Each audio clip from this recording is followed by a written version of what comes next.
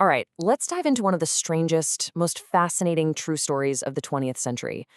We're talking about a truly bizarre experiment where a brilliant rocket scientist and a super charismatic pulp fiction author decided to use ancient magic to try and change the world. This is a story where science and sorcery didn't just shake hands, they absolutely collided. And look, their goal here, it wasn't exactly small potatoes. This wasn't just about mixing a few chemicals in a lab or chanting something in a basement. No, their stated objective was to literally rip a hole in the very fabric of what we call consensus reality. You know, that shared world that we all just agree is real.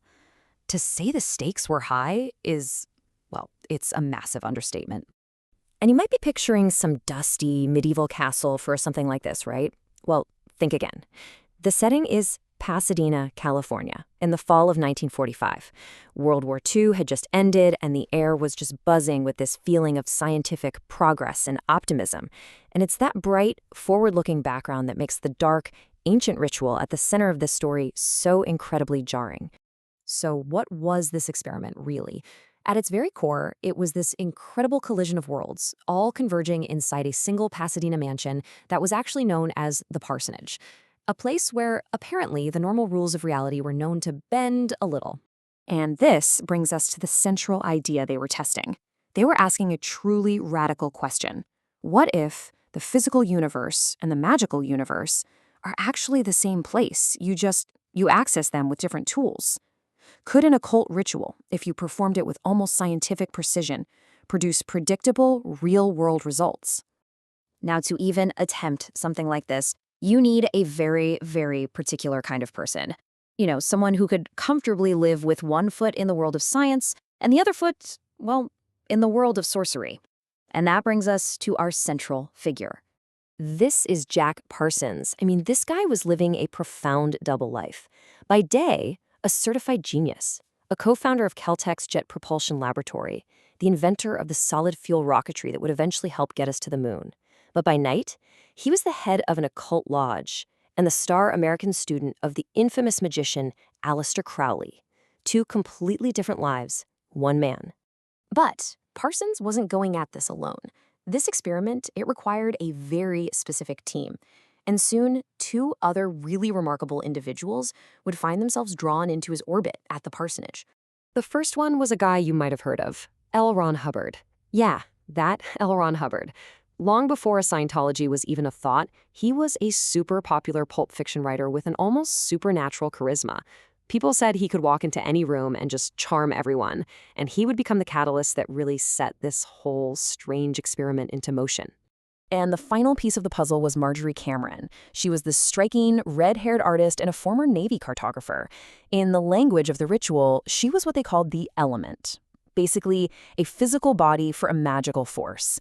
And her arrival, as you'll see, they believed was anything but an accident. Okay, so here's how it all went down. The idea gets cooked up in the fall of 45. By January of 46, Parsons is out in the Mojave Desert performing this really powerful ritual to summon his magical partner. And then, just 2 weeks later, almost as if on cue, Marjorie Cameron walks right up to the door of the Parsonage. With her there, the main event could finally begin.